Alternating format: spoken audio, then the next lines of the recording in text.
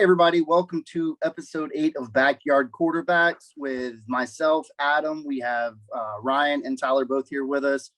We are going to talk about the games like we do every week. This is the 8th week in a row. We appreciate you guys listening every week, whether it's on the podcast, YouTube. We do a video every week. We know you guys like to see our pretty faces. So don't forget to like, subscribe, comment. You got Hartle there doing some posing for you, so you do get some added benefits if you're able to watch it on YouTube. Normally we kind of talk about our weekend. Florida was in a huge nor'easter, monsoon, cold front, or anything you want to do. So good weekend for football fans. I think I watched the most football this weekend that I've watched in a while. We're going to start off with the Florida game. So we're going to get Tyler's take on that because a lot of things happened over the weekend, a whole lot. So Tyler, we had Florida at South Carolina. The score ended up being 17-40. And also another huge thing on that, Florida favored by 20.5. So we talked last few weeks, after the Georgia loss, hey, it's an easy schedule. You guys should be fine, whatever. Whether me and Hartle actually believe that and didn't say something different behind your back, I didn't think this would happen. So no. I watched a little bit of the game. I know you were obviously watched the entire thing. You've got some thoughts on it. So go for it, man. What's your take? First off, I'm upset you didn't actually ask about the weekend because my wife and I joined the gym, so you might actually be able to tell. Wow, that's why Hartle said you look skinny already. Yes. I got one day at the gym. So yeah, I'm sure it's not showing up yet, but it will be soon. You'll be seeing a new me. As far as football, as far as the Gators, that was rough. Yeah, and nobody saw that coming. They made the comment at the beginning of the game in terms of like the flu and stuff like that, and players having the flu. But then maybe you would expect like, okay, Florida's not playing up to it, and they could lose. But that was a blowout. There's no excuse for that. And it's just it shows more and more that we've just gotten worse and worse as the season progressed. And that's always hard to watch. And so it leaves you thinking like, how is this even happening? We start out the season and we play Alabama, close down to the wire. And then we play Tennessee. Tennessee's had their record's not really showing it, but they've had some really good games and played really well. And so for us to beat them handily, that was a pretty impressive win at the time. And then it just, Kentucky came and went just down south, south from there. So it's been really hard to watch this and see it. So excited to see that some changes are being made, some necessary changes with the firing of Ty Grantham and John Hevesy. Yep. I think that was big. Yeah. So, but he's got to go out now and he's got to make some splash hires. We got to get some recruiters. We got to do something to turn around this recruiting because the recruiting's not looking too good either. And so, if you're not, it's one thing to have a year like this where you're thinking like, well, we just had a bunch of guys go, really good players go to the NFL. And so it's kind of that transition year, but it's not like we've had these great recruiting classes behind it to bring in the top talents just ready and waiting. So we really got to start getting that recruiting turned around. In terms of the game itself, it was tough. It was a game where it quickly got away. We were 10-10 there for a while, and then all of a sudden, South Carolina just started putting up points. We couldn't stop them, and then Florida just couldn't do anything. It just became, we went from like, we were making really big plays, big hits down the field. Looked like South Carolina was committed to not letting us get the run going. And so we took advantage of it early and hitting those big plays down the field. And you would expect then South Carolina makes an adjustment, but then you would think that should open up our ability to run. And that didn't happen. And we stopped making those big plays down the field. And so we just couldn't do anything. Yeah. So it was hard to watch. And then, again, with the turnovers, so we have a chance maybe that we can come back and, catch back up, but then we have a turnover big and then they get another touchdown off of it. So Anthony Richardson, he was out with a concussion, or was he one of the flu guys? So it sounds like he had a concussion in the game last week and he wasn't practicing. So since he didn't play at all, I would think that it means that he was just, he did have the concussions, issues still lingering. But yeah, so it looked like he was out with the concussion, not necessarily the flu. Okay. Emory had the flu. Now I think they tried to act like he had the flu like before the game or something like that. But Can you define the flu? I'm just kidding. no, yeah, It's I'm definitely not COVID. the guy for that. This is a It's sports COVID-18. podcast. Right. Yeah, right. Yeah. We've get my got wife Dr. down there. Fauci on. Right. Dr. Fauci, like that. No, yeah. So the flu is just COVID-18 instead of COVID-19. But Right. yeah, so I did see that article. I was wondering the same thing because it was the Emory Jones show. 17 for 30, 258 yards, 2 touchdowns, an interception, also a fumble for loss, though. If I'm not mistaken, was that fumble returned for a touchdown? Or I know they had a defensive touchdown. I don't know how South Carolina got it. I had the game up. Yeah, I don't remember. Yeah, it was Emory Emory Jones territory. rushed, fumbled for 18-yard recovery for touchdown. Yeah. Yeah, so not only the fumble for loss, but a fumble for a touchdown. I mean, yeah, Off of a pretty good run. So he was having a good run, and then the ball just it was good till it wasn't. Yeah, I mean, again, we're a family show, but the headline after the game should have been the Cox stick it to the Gators. I mean, just brutal game, man. Like, not to get too off topic. Did y'all see the Pittsburgh player, the college Pittsburgh, commenting? Yeah, he was he's talking about how they busted on our chin. wow. We had to eat that up or something like that. I mean, it was it was pretty bad. Oh shit. Yeah, y'all gotta go look that one up. Yeah. Of course, you had to bring post-game the interview, ACC stuff up, man. Like just to make yourself feel better in the SEC. Right. Yeah. Well, Pittsburgh's having a much better year than us. Right. So, another takeaway. I mean, you guys only rushed for about, I think, 80-ish yards. That might be a little higher, a little lower. So the thing with the rushing too, because they made a big deal out of that even in the game, but they were stuffing the box, and so we decided to go for the pass. So early on, like we were just going all pass. I think they said it was something like 9 passes in a row or something to start the game. We were passing. But we were having success. That's fine. Yeah. If it works, that's fine. But the problem is that when they I guess apparently took that away for us to be able to continue to go over the top, is that we still couldn't run. So So y'all passed the first 11 plays. Y'all didn't even run a play. Yeah. It's incomplete, 20-yard pass, 5-yard pass, incomplete, 2-yard pass, punt. You got 3 points out of South Carolina, then incomplete pass, 52-yard pass, 6-yard pass, 5-yard pass, and a 12-yard touchdown pass. They ended up scoring a touchdown, 10-7, and then the first rush was at 2:39 in the first quarter. And the very next play was a 61-yard pass. So, I mean, you're passing. It was working for y'all. Yeah. Either you guys game planned and said, "Hey, we can't run it," or I don't know. You would also think after like passing so many times, that opens up the run game. You run a play action. I mean, I don't know. But on the flip side of that, South Carolina rushed, I think, for like 280 yards, bro. Again with the counterplay. So that's one of the most frustrating things is that LSU exposed us and we haven't been able to make any adjustments. Yeah. How many games later now? So we're still getting beat by the same play. So it's just inexcusable. And this is not like South Carolina was this team that was just deadly with the run. I mean, I'm sure their running back has been good this year, but right. I think that Alabama game's still lingering and recovered since then. That's the best game they played all year. This is like the one year that I don't think you could say Bama did ruin us. I mean, it's been tough to watch.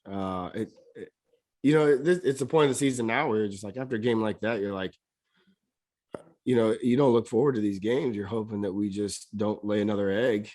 Somehow we can pull it out, but it's not something that you're excited about. So now we're in the season and we're like, this season's shot. Yeah, we talked about it. You have no problem winning the next 4 games. That puts you at 9-4. or 8-4. What was it? I mean, I think it would have been 9-4 with a so bowl game. you're looking fine. You know what I'm saying? Yeah. But now you're Record-wise, just you actually get blown out, whatever excuse, make it. And then you drop another one in the next 3 games and let that be Florida State. I don't think Dan Mullen's got a job anymore. Yeah. Well, even if, so even say we went out this season, Dan Mullen, Dan Mullen, which honestly, I mean, I don't feel good about that at all. Like, no, not at all. You don't go from having a season like it's rare, I guess. Did you go from having a season like this to where you're just like, okay, we just now turn it on? But like, so, if this next hire isn't the right hire for this defensive coordinator, I don't know that he survives it. He waited way too long to hire Grantham. I don't know that he survives another bad hire. And then, I mean, at the beginning of the season, I mean, last season, everybody thought that Grantham should go. What Dan Mullen saw, other than just loyalty, pure loyalty, what he saw in Todd Grantham that made him want to bring him back, I don't know, because to me, it was inevitable that eventually Todd Grantham was going to go. And it didn't look like it was going to be a situation where he was going to get hired away somewhere else.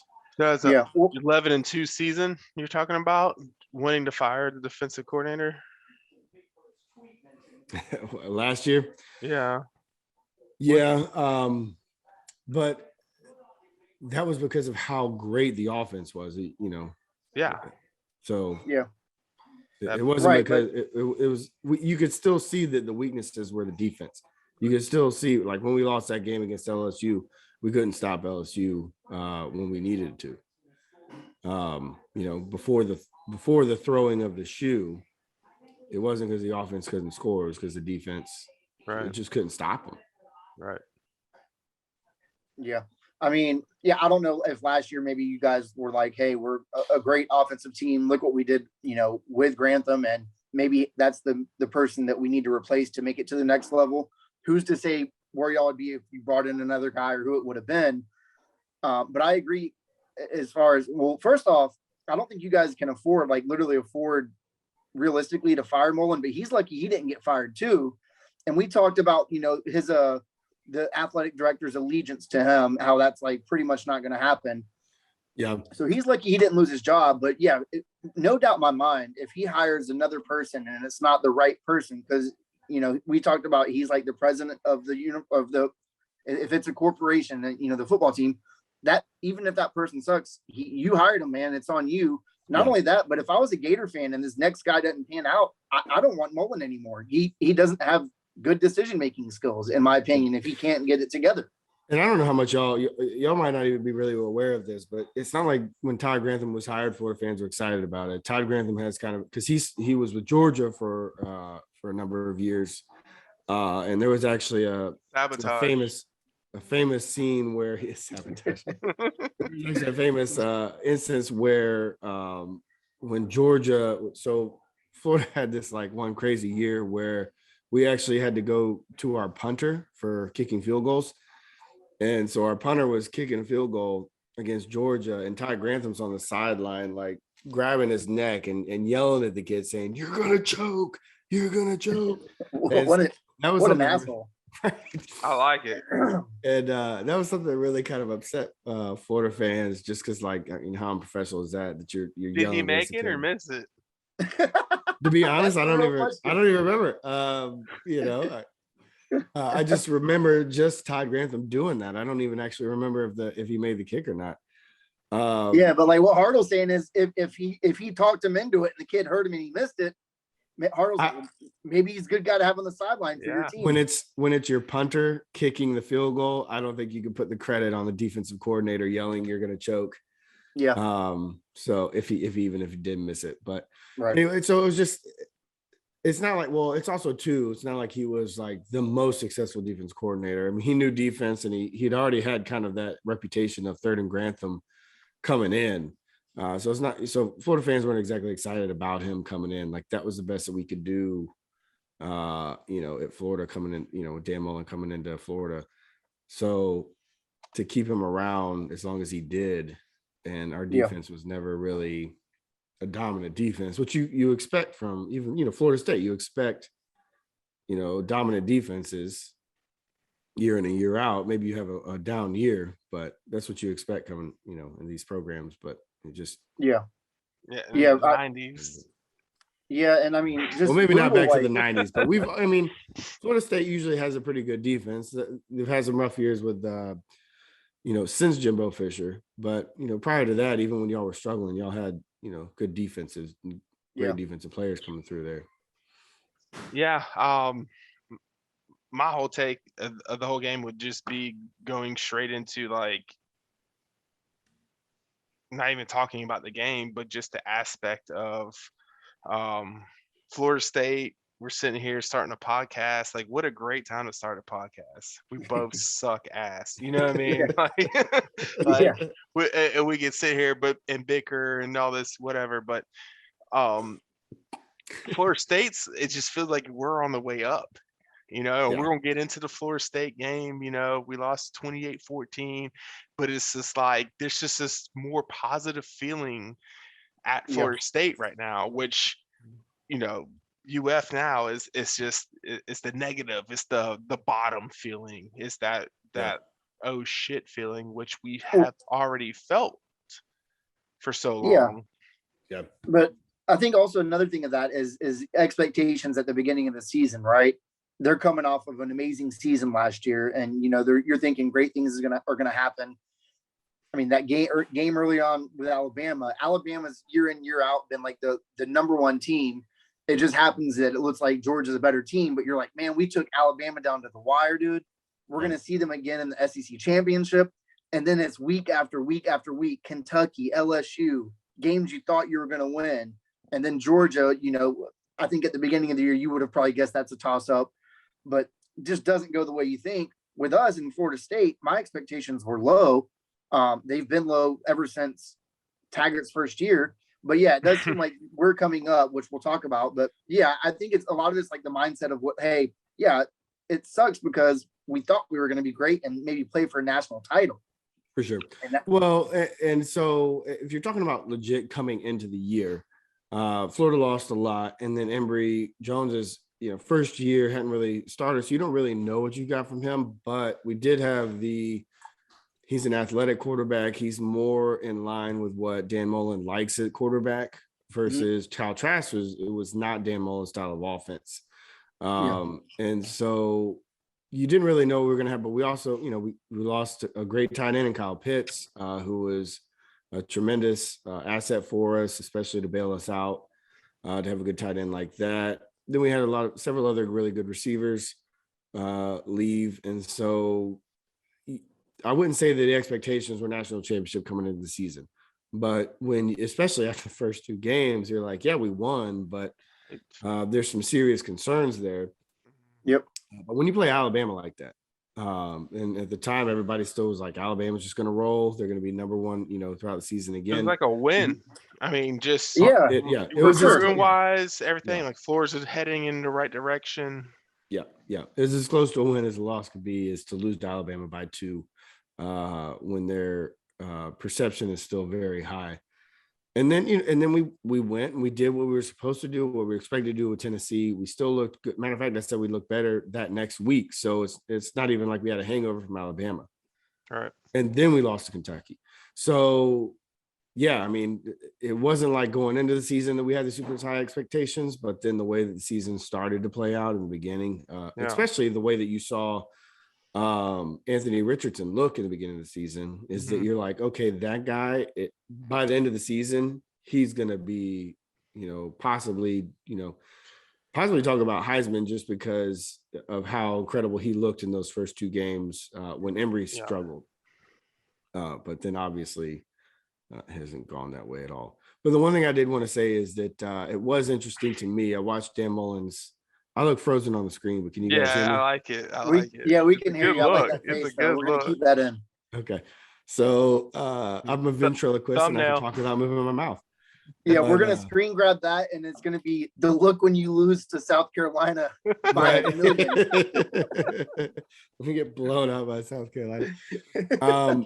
So Dan Mullen had his presser today, and for me, over the last 4 weeks and comparing this one, he looked like just so relieved, like it's just this weight was lifted off his shoulders because he was so loose and positive in his presser when he had, he was looking pretty bad the last couple of weeks. Yeah. He's in his pressers, and obviously, when you're losing, Getting you don't used to expect this to look losing good, stuff, you know what I mean? Like, right? Well, What do hopefully they it say? wasn't. If only What it do they wasn't, say? he's If you getting do used to it something more 30 than days he. in a row, it becomes a habit. Yeah. Yikes! Yeah, yeah. Let's hope that we're not developing a habit. It's killing me though. Like I can't believe that I'm still frozen here. What's going on? yeah. We turn my video off and then turn it back on. I Yeah, that's fine. definitely think we need to get this Gator game over with, since we have such There we go. a big Jaguar Yeah. at the end. But Yeah, we do have a good one.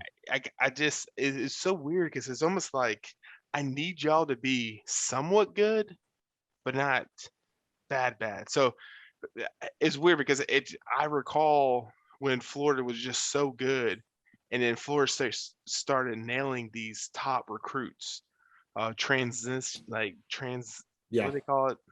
Transitioning. I mean, just these beautiful recruits, as in LaMarcus Joyner, Greg Reed, Dalvin Cook. I mean, they came, Jameis and all that. And it was just almost like, come to Florida State, because these guys are like 3-4, positions Yeah. deep, five-star, and it was almost like, dang, this is really working out for us, because Yeah. y'all are so good that, hey, just come to Florida State now and change the environment, change this and that.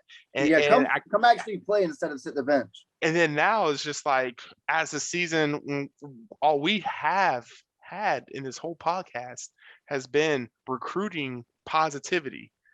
We're actually doing pretty good. We suck. We're doing good. And then now seeing y'all like kind of fall, I don't know. It's just, I don't know. It's different times right now. So, I mean, you could be bad. All of a sudden next year, Florida's good. Florida State, we are at the position where we're not going to be good next year. We've already talked about that over and over. Yep. I agree. So, yeah, I agree. Yeah. Real quick. So yeah, we dug pretty deep there into Florida. Next up, you guys, Samford at Florida. I tried to find a line, like the odds. There's no line, so I'm assuming that Samford's not. They're probably FCS. I'm praying for Bobby Spirit to beat y'all. Bobby Bowden's Spirit to beat y'all, because you're both frozen on me. That was his first head coaching job. So I think you might lose. I might book it that you will lose to Samford due to Bobby Bowden's Spirit. Y'all might have to bet each other, because you probably can't bet it anywhere else. Yeah, Tyler, you're frozen. Yeah, Tyler, you're frozen again. If you want to just do whatever you did. Oh, there, you're back. Yeah. Yeah. He just looks like that, Adam. So what's funny is that it was both of you guys were frozen for me.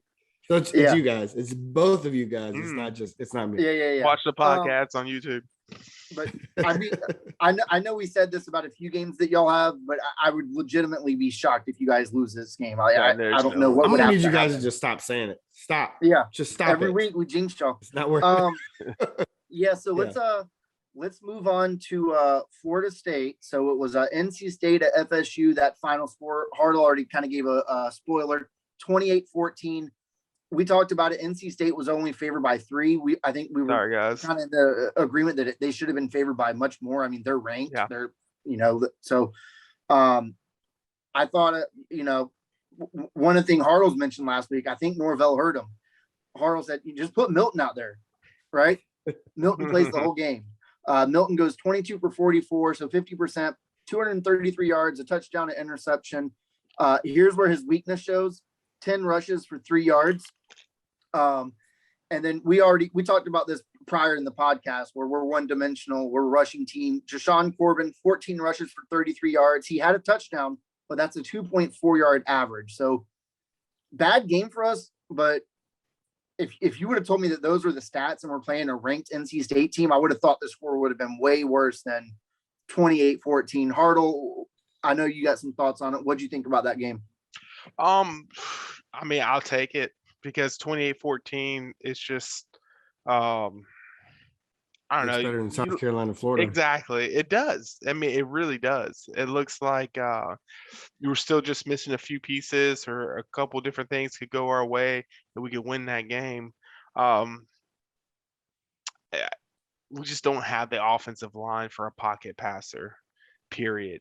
And you take away that Jordan Travis, to be able to run, they have to take in consideration having a safety spy him or a linebacker spy him, stay on him at all times. When you have Milton back there that's not going to run, it's a little bit easier. And it's a little bit easier just to get pressure on them with just 4 rushers. I Yeah, mean, and when you know you're going to throw, Milton didn't 50%. I'm sure like tons of those were just throwing the damn ball away, or I'm just like yeah, it was ugly. It completely ugly. Uh, the flu detrimental our team. Jordan Travis was yep, out with the flu. We had a yep, couple offensive linemen, which we were already a bad offensive lineman. yeah, Um, team, whatever. It was ugly. I think it could have got a lot worse. I take it. So yep. that's really my take on it. I'm not mad at Milton. I'm not mad at Norvell. We're happily just keeping our next recruiting class together. Yeah, that's been the consensus like all year is keep those guys. I will say just to point it out, NC State Devin Leary, the quarterback, 21 of 32, 314 yards, 4 touchdowns, 1 interception, and they also rushed for over 100. So they had well over 400 yards offense. So What I like about Florida State is the secondary. And this is going to be more of a learning curve for these guys because these guys are all coming back. I'm talking about both corners, both safeties, both rotations. I mean, I'm talking about all of them are all freshmen and sophomores. You look yeah, at that defensive line that's actually can play a little bit. They're all grad transfers or they're all graduating. They're all gone. yeah, Linebacker Amari Gainer's gone. Like, but this secondary, which has showed some impressive games and dropped a hmm, lot of interceptions. I think this is going to be our core defensive group heading forward in the next couple of years, where we're still going to complain about an offensive line, maybe even defensive line and linebackers, but our secondary, I think, bad game, but I think it'll be actually positive moving forward. yeah.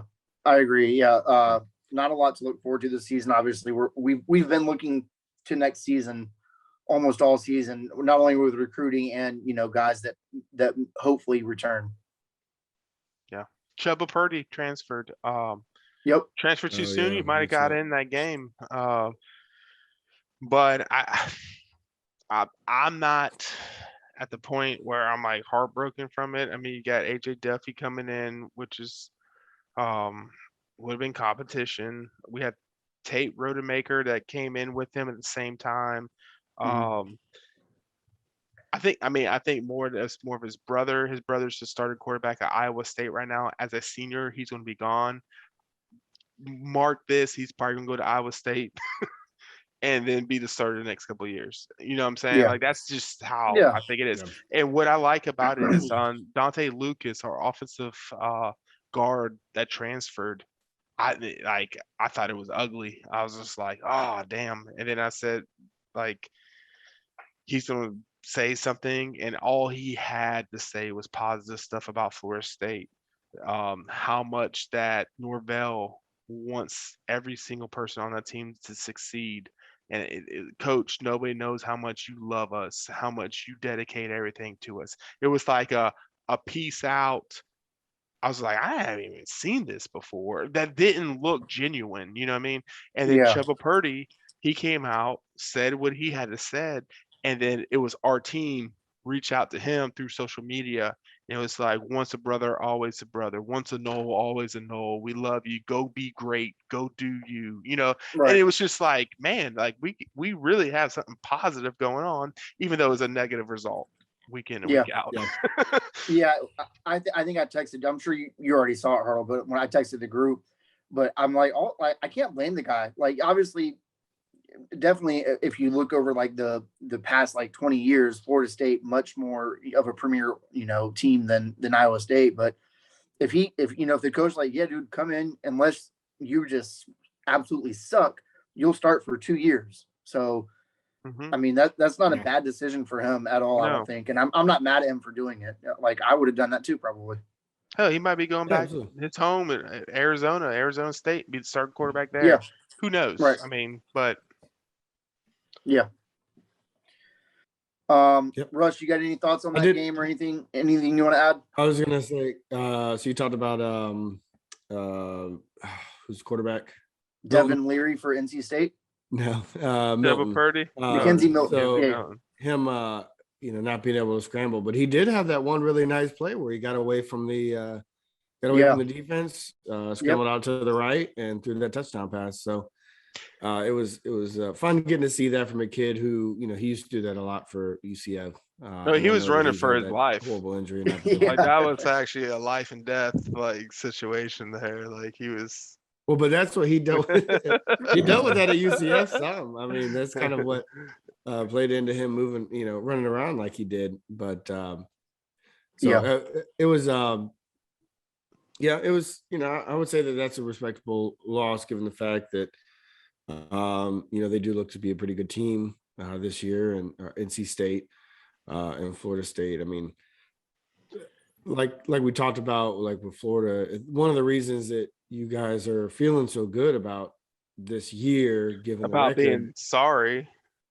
Well, but one of the reasons why it's like y'all's outlook is a lot more positive than Florida's outlook is because you do have that recruiting. So you do have, you got the number one recruit coming, but then you do have what looks like a pretty good recruiting class coming in, and so your future is bright. Whereas Florida, we're kind of wondering like, how good is our current team? And then we're not really bringing, I think what we're like number 30, we lost a couple of guys. And so that can kind of change things and it can correct itself later. Right. But right now we're not excited about recruiting. You guys are. And so to have that kind of upswing from last year and your recruiting's looking better. But I'll give you one positive before we move on to whatever game. This is the time to it's the unknown. Like if this happened in the 90s, you're looking at a 3-4 year rebuilding.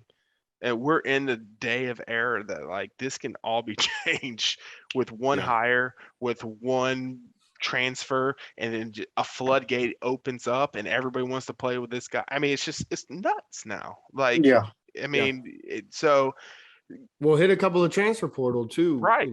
Transfer portal guys, and I think that's kind of where we're having to look for is hope that we get a couple of those transfer portal guys now with an exciting hire for offensive line, because that's a big one that we need, and then also defense coordinator. But if we can do that, then possibly we can have a positive outlook coming. But with the early signing period, like that's where it's kind of like there's more urgency now. And Dan Mullen talked about, and sorry to get back into Florida, but Dan Mullen talked about that on typical Gator fan. Yeah. I mean, if anybody with an IQ less than 120, I mean, you got a chance of recruiting them. You know what I mean? Like, yeah. But y'all took me off my train of thought. Yeah. Good at work. Dan Mullen. Right. Dan Mullen. Yeah. So one thing that I thought that nope, I lost it. Yeah, I lost it. He's fired anyway, so you're good. Yeah.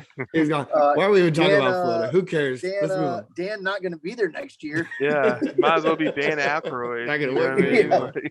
No, we got Dan Aykroyd coming up. Tyler, if it jumps back, obviously jump in.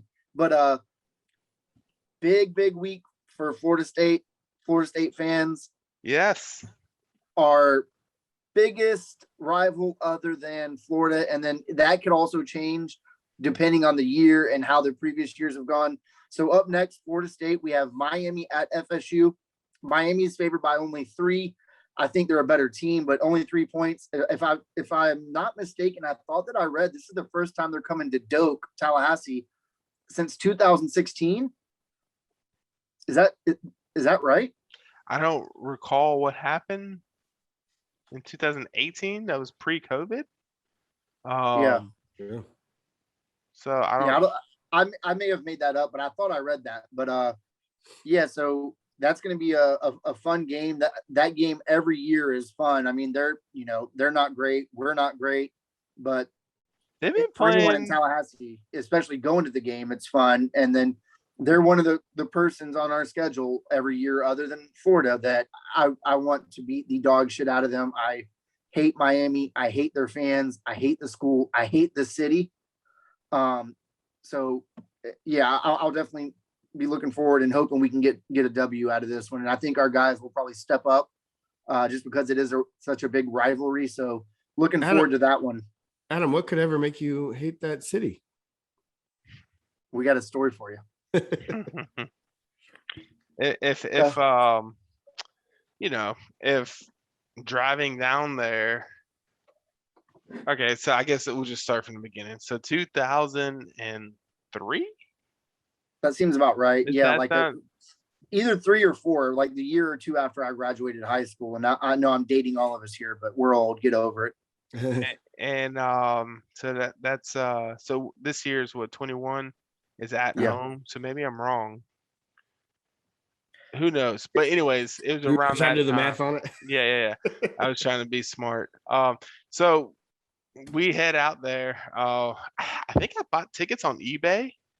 And that was back in the eBay days. I remember we for talked sure. about going. Yeah. I had never been, and Hartle's like, "Do you want to go?" I'm like, "Yeah," and he's like, sent me. Oh, I'm selling time, it. I'm selling it. Like, yo, Yeah. this is the Orange Bowl. This is like one of the top stadiums of all time. Blah blah Yep. blah. Like, just so around that time, I'm thinking we got like Leon Washington. I remember Antonio Cromartie. I think on Miami, which was still impressive from that like 2001 team. I think they had like Clinton Portis still, or Yeah. I mean, it was some talent was on the field, I would say, even though I don't think either of those teams was much in the 2003 season. But yeah, so we get the tickets off eBay. Yeah, it's just me and you. So we're Yeah. like, we're gonna go. You guys have probably heard in the past me and Hartle both had SUVs. Your mom was such a saint to let us take her car because it was a car, better gas mileage. It was newer. Mainly, I think it was less of a chance to break down on the 5 or 6 hour drive. Right. Right. It was a Mazda 929. Yeah. And so Yeah. that was the luxury big sedan before the Millennium, Mazda Millennium. So we was feeling cool at the time, leather seats, had a 6 CD changer, Air smelling conditioned. fresh, Which let me jump in and just say Sunroof. that nobody creates the mixtape like Ryan Hartle creates the mixtape. Oh, for sure. Especially when you got 6 CD changer, you know what I'm saying? I mean, dude, I can only imagine the tunes you guys are listening to. Dude, that's for that drive, that's 1 CD per hour. That's right. There you go. So we're heading down there, and it's I mean, we definitely this all happened before Daytona. I mean, this was early. This was early in the trip. We want to get down there. Is already just like traffic like crazy. I mean, mom and dad's watching this. I mean, I'm always 10 miles per hour over the speed limit. That's just on the highway. I already set the cruise control and everything. Yeah. Except at night, Ryan, because at night you slow down and you go nice and slow. Yeah, I have to for a reason. But we're driving and jamming out. I'm a pretty safe driver. Like, I can take some risk at that age here and there, but it's bumper to bumper at 80. I mean, if it's not 80, we're going 75, but it's like car behind me, car in front of me. It's like, what the hell's going on? And all of a sudden, I kind of see the car in front of them kind of make a weird move. 2 cars in front of us. Yes, 2 cars. So the car in front of us ended up just swerving out. out of the way completely. Going off-road a little bit, like not completely. And I just see this damn center block going, I don't know, 60 miles per hour. It fell out somebody's truck or wherever the hell. Dude. Whatever. I've never seen a center block on damn interstate. This is I-95 coming right at me. And it was at the spot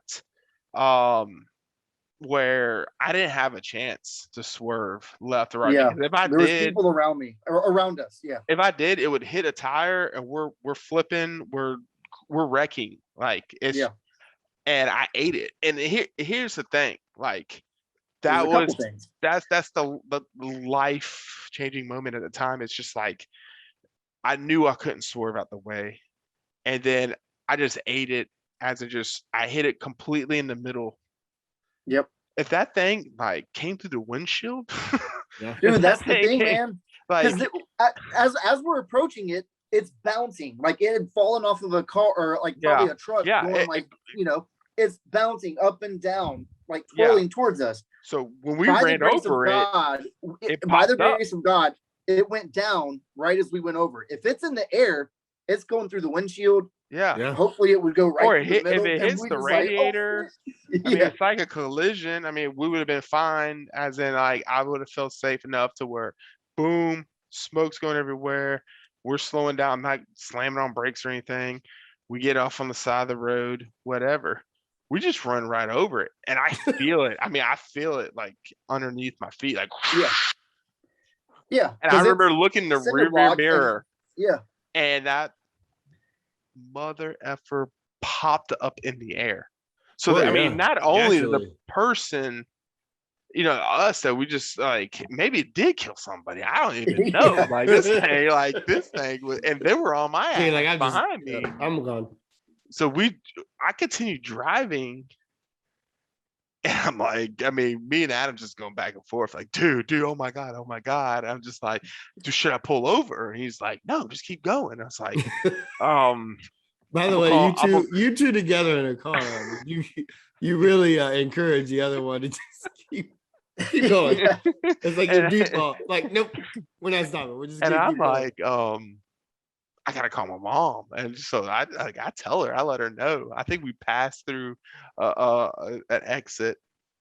I was like, Mom, this is what happened, and she's like, just pull over, make sure. I was like, the car's driving fine. There's nothing wrong. Yeah, none of the gauges went crazy. Like, and she's like, just pull over just in case something's wrong with it. So we get off the next exit. We pull into a gas station. And even like before we can even get in that parking lot, that damn car went. I just remember just pulling over, cutting it off.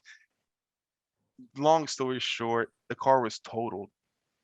It ripped the oil pan, which you have to take the whole damn engine out just to replace the oil pan. That doesn't make any damn sense. But that's, I mean, like, whatever. The car was totaled because how much it would have cost to repair it. I mean, it messed up the muffler.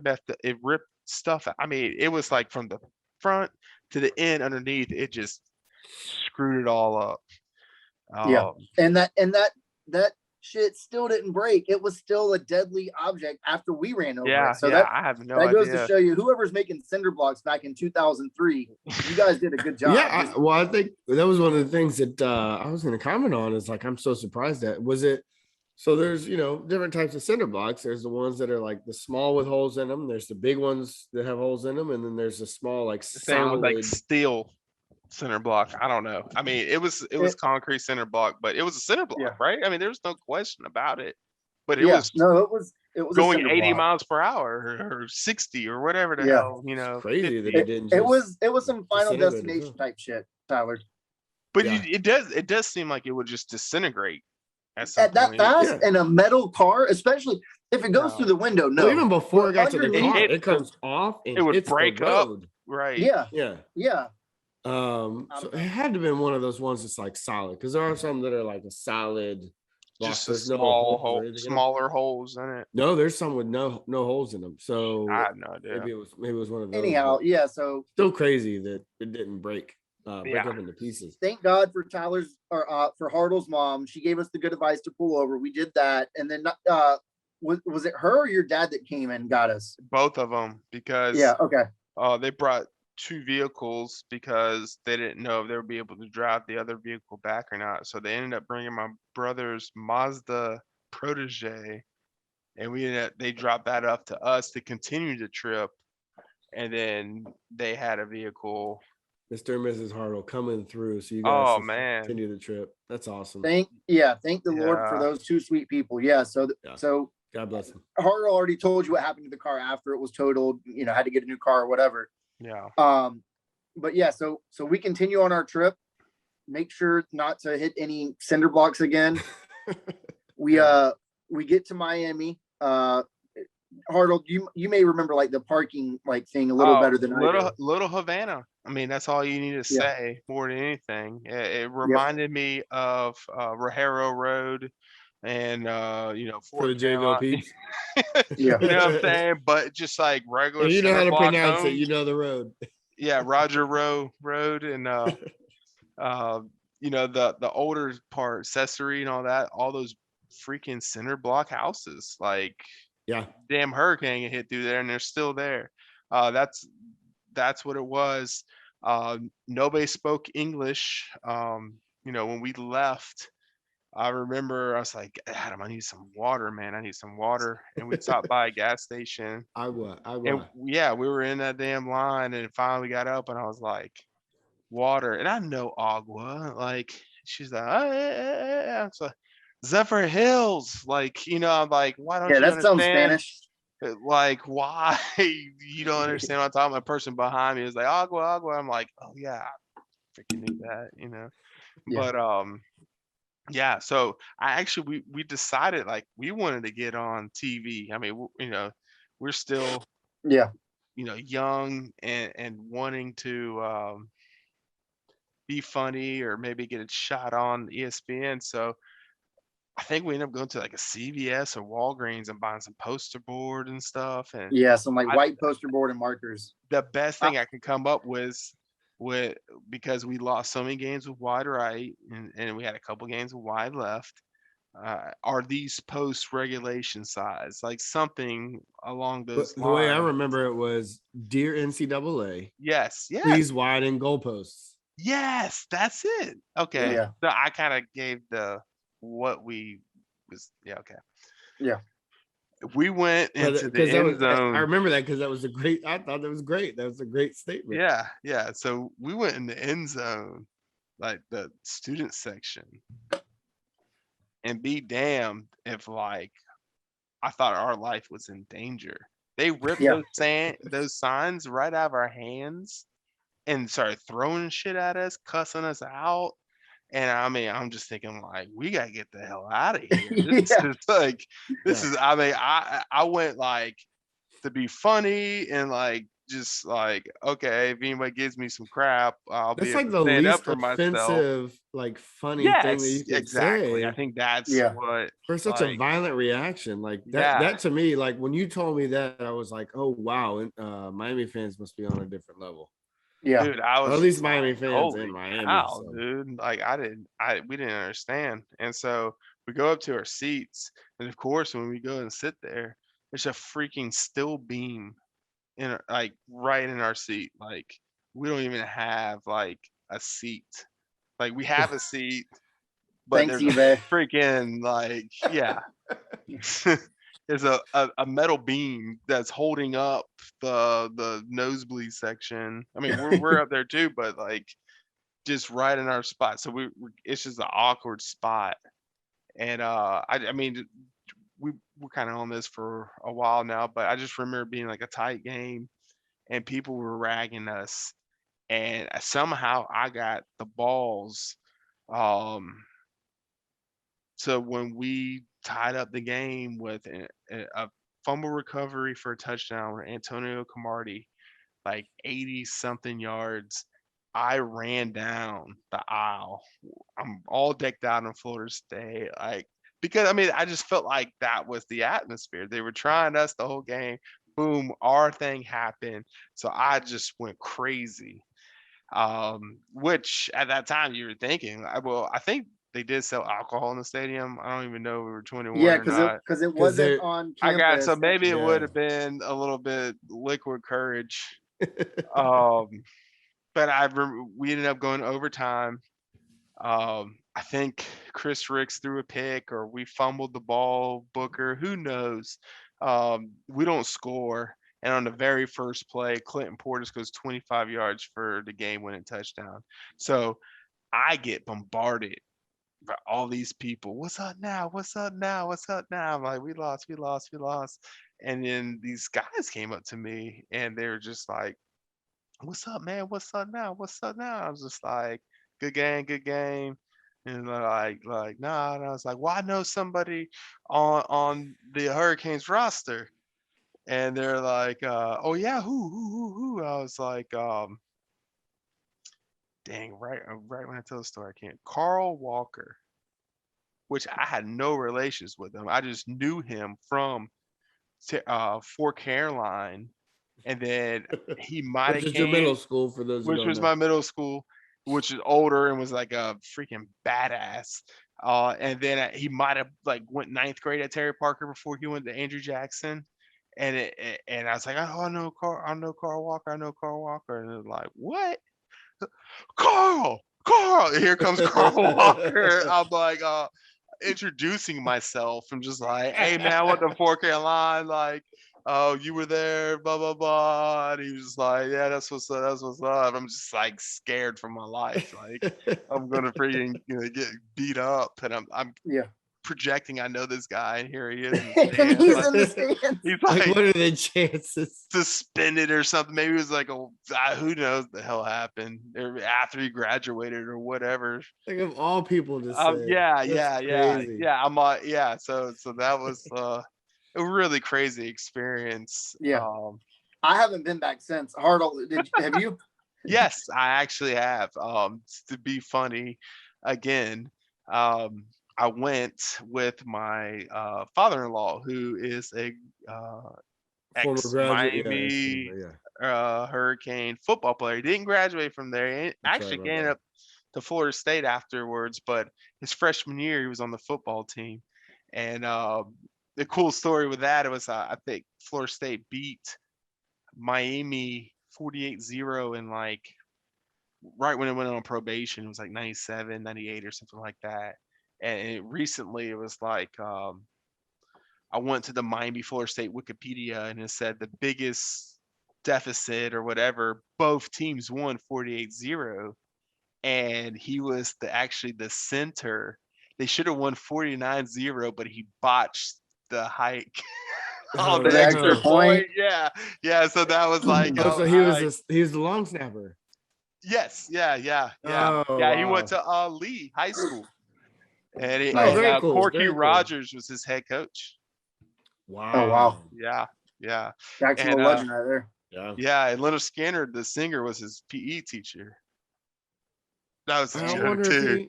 No, his Oh, name was Leonard Skinner. That's what the band was No, named yeah. after. No, so my I dad don't know. actually knew. My dad actually knew that coach. I don't think the guy he named even Leonard like Skinner. knew the coach or anything. I don't know. Maybe he did, Oh, okay.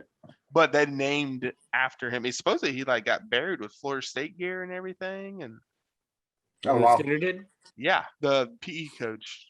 I remember. So one thing that my dad told me about him, just quick aside with Leonard, the actual Leonard Skinner, the one that they named him after, was what I guess Leonard Skinner named the band after him because he was this clean cut, like I think a military guy.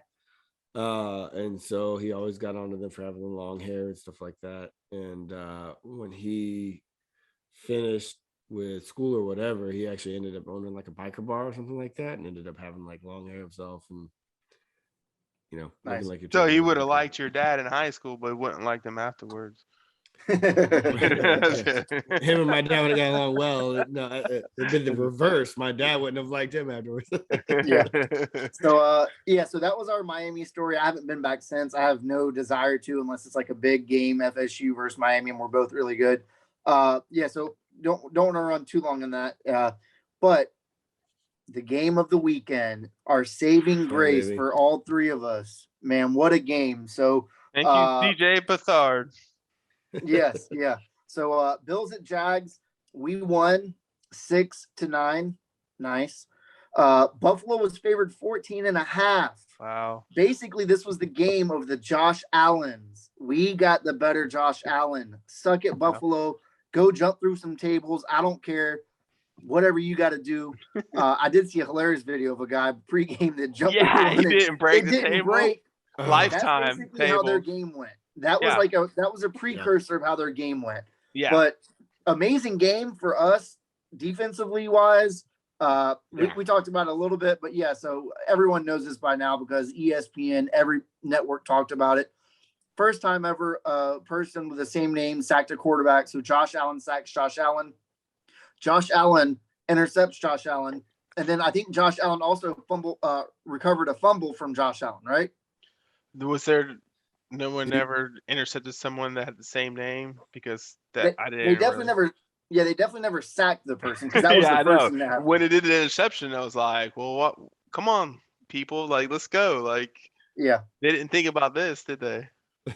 Yeah. So pretty crazy game. Yeah, I think there's a good chance that the Smith intercepted the Smith or something like that, right? Right, but first name's got to be the same too. Yeah. First and last name too. Yeah. Yeah, great game for us. Not great offensively. The other scary moment for all Jaguar fans, Trevor Lawrence goes down with an injury. It was a ankle injury. You couldn't really tell like if it was going to be serious or not. He goes out. Hartle, this was your favorite part of the game. He goes out. CJ Beathard comes in. CJ lights it up for a series or whatever. Luckily, Trevor was okay. So maybe. Yeah. I don't know. I honestly, I think CJ has that Minshew magic, if that makes any sense. He did it in the preseason, which preseason's dumb. You get very excited about it, but he was the most impressive quarterback in the preseason. But when he came in, man, he doesn't seem timid. He doesn't seem like the deer in the headlights look that I feel like Trevor's kind of going through right now, which I don't blame him. I don't like. This is his learning year. He's gonna have tough times. He's gonna have good times, but like I just feel like CJ can just kind of like let loose a little bit. What's he have to lose? Maybe. I mean, he just has that perfect. Maybe Minshew freaking rubbed off on him. He's like, you know what? If I ever get a chance, I'm gonna go in there and just go lights out. Just do whatever I gotta do. But I really like him as our backup quarterback. I actually wanted him to finish the series there in the end of the second quarter. I did too. But yeah, I mean that's just my little. Yeah, I mean not a great game for Trevor. The other thing that we saw, I'm sure we all saw this. It was getting down to like we're like, holy shit, we can win this game, right? Wide open receiver on the lot, like on the seam CJ right there. would have hit that. CJ would have made that, but Trevor Lawrence, I don't know if it was miscommunication or what it was. Trevor bombs the throw by like 30 yards. Usain Bolt couldn't have caught that. It was just it was an awful throw to a guy that was wide open. Tyler, they panned to him, but he's just looking there like he's like lost. Yeah, he stopped. They panned to Trevor, he's just like he didn't even know what he was just kind of like. Oh no, I'm talking about Trevor. Like they panned back to Trevor after the play. So he throws it, he overshoots him, and they pan back to him, and he's just like, I got the flu. Like what the hell? So yeah, I mean, I don't know what happened on that, but yeah, guys running wide open. And, yeah, I mean, we were already up at the time or whatever, but to go up by a touchdown right there would have been great.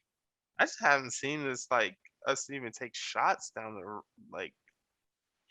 the field in a while, and then when we finally do, that's probably why the cornerback bit on the out to go to the sideline to get the first down. We're not taking those shots. We're not taking those shots. Yeah. He should have made it, but again, aspirations weren't high this year. We're not going to the Super Bowl.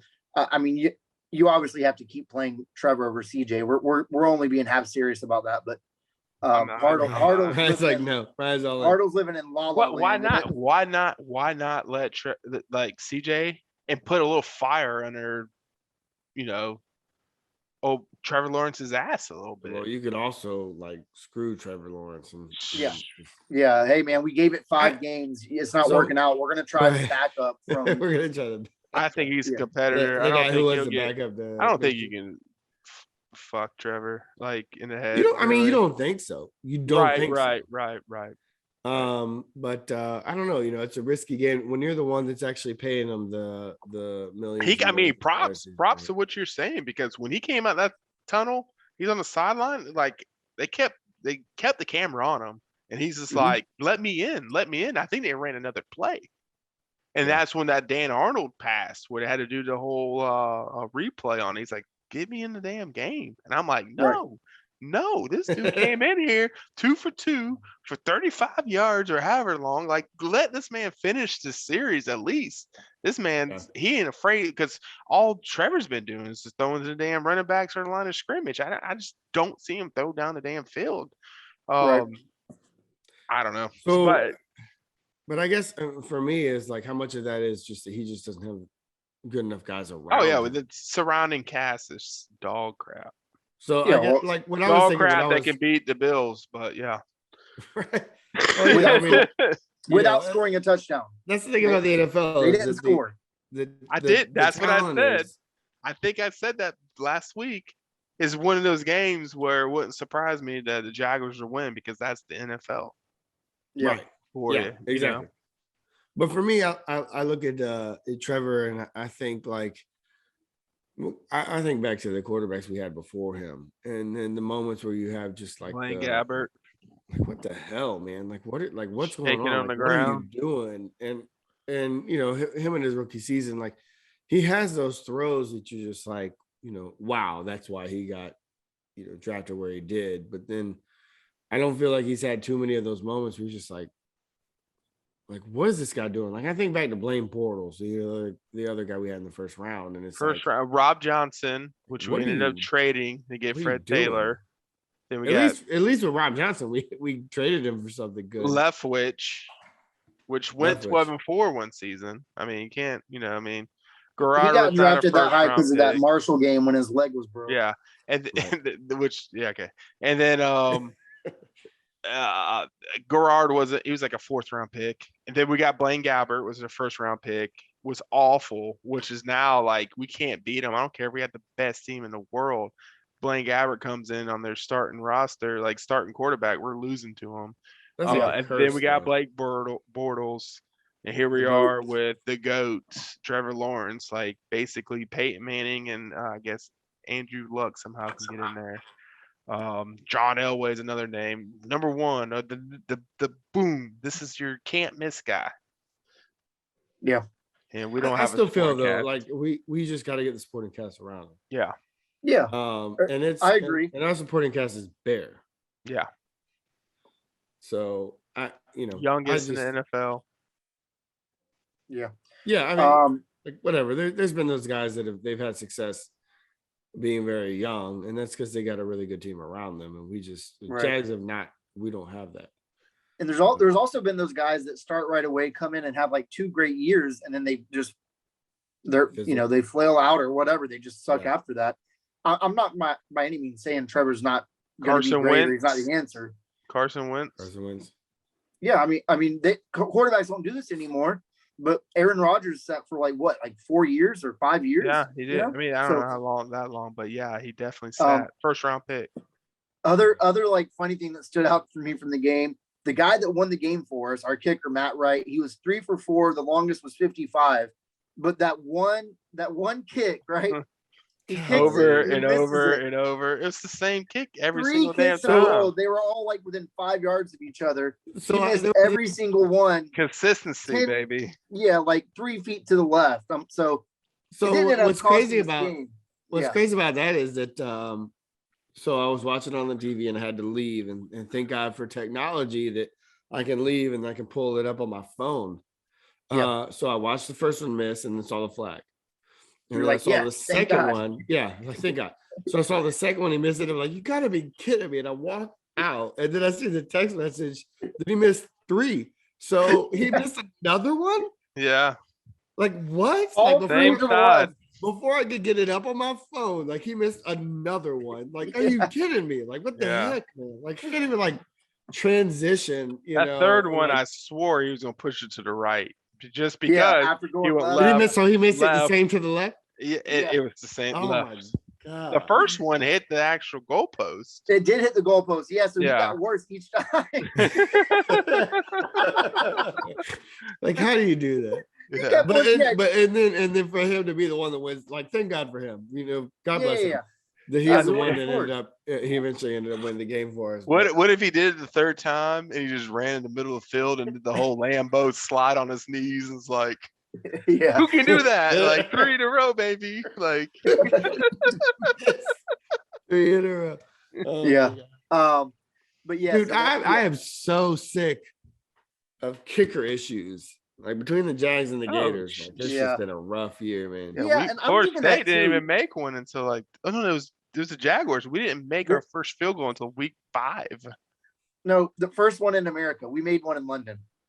Right. Which, by the way, we got our first win in America. So Yeah. our second Yeah, one, so- our first one in America. Doubled Yeah. our wins from last year. Hell Yeah, yeah, we have. Yeah, I mean, if you look at it, Trevor Lawrence has On the made us way twice up. as good. Trevor Lawrence Hey. has made us twice as good this year. And Not our saying a lot. recruiting class Hey, is looking hey. good. Oh, Yeah, Yeah. that's pretty good. So So game. okay, never mind. Next game for the Jaguars, Jags at Colts. That game we're 10.5 point underdogs. So maybe we go in there and win that one too. But that's in Indianapolis. I feel like I our don't have- magic is out. I don't think we're really gonna. Yeah, I'm not booking it. yeah. Who knows what's going to happen there? I mean, obviously I'm going to tune in. The season's not got going a to be good team, a man. success. I'm just hoping to see Trevor improve, especially from this game. It feels like this game he kind of took a step back. Not just that one throw. I mean, I think he threw for like 125 yards. Granted, not a lot of offense on either side. Which is not looking good because, like, Mhm. I mean, the way we played at Seattle, and then they Yeah. just started Oh from that, man, we like, could get that. I mean, what a turnaround. Yep. yeah. Crazy. We were like this, and then it's not looking so good, at least on that side of the ball. Yeah. You guys. So got who'd you any rather thoughts on play? Seattle with schools or- Geno Smith or Josh Allen with the Bills? Give me Seattle with Geno Smith Yeah, all damn absolutely. day. Yeah, absolutely. Get our ass Yeah. whooped. But I did want to say too, though, like, the defense had a chance to do what the Jags like to do, which is screw it up right there at the end. And and they made the plays. Like, the defense won it for us. They made the plays at the For end. sure. Right there, and like they were Taven almost there to Bryan. score, to kick a field goal and tie the game. Oh, And the defense made that one extra play Yeah. to win the game. Basically, we couldn't have And done it so without the those- Florida Gator, Tavon Bryant. He did. I saw that. Yeah, he Two had sacks. the big yeah. So Doubled which is his the guy career who's- total. What is it, like 3 years now? He's been with the team. 4 So, years. 4 This years. is his 4th year. And I remember, so he was a guy who, when he was at Florida, like, all you heard about was how just naturally strong this guy was and what a beast. And so he was the guy who was drafted, I want to say, more on potential than performance. Yeah. And yeah, so I would say he At also the didn't live up to 28th it. spot. Yeah. Yeah, he didn't live up to his draft spot, but it was fun to see that he had a good game, especially at the end. So Good game to do it. Yeah. Yeah. I mean, we're not going to the playoffs because of that game or anything, but at the very least, man, like I said, a team like Buffalo, like, they travel well. I don't know if they travel well, if there's just a lot of fans here, but love beating a team like them with fans like that are just obnoxious and belligerent. So they can suck it. Yeah. Yep. Almost feels as good as beating Pittsburgh when they come here. Oh, yeah. Nothing's better than that because they travel really well. Yeah, they do. Oh, Yeah. so good. It feels so good to beat Pittsburgh. So any more thoughts on, or you guys got anything else, or you guys ready to cut it? We probably need to cut it just because this is probably our longest episode.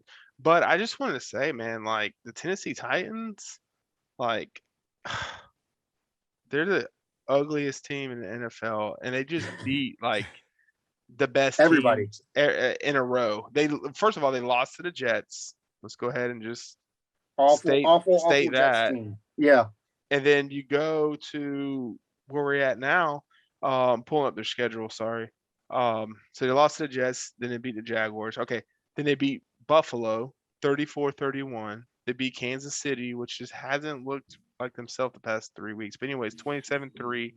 They beat the Colts 34-31, and now they beat the Rams 28-16. They played New Orleans next week. I mean, these are all playoff teams, and they're win, Yeah. win, win, win. And then guess what? They're losing Henry. They're losing, but it doesn't matter. Like, they're just Yep. such an ugly team, and they just come in and they're prepared. I mean, that's a good Yeah. ball club.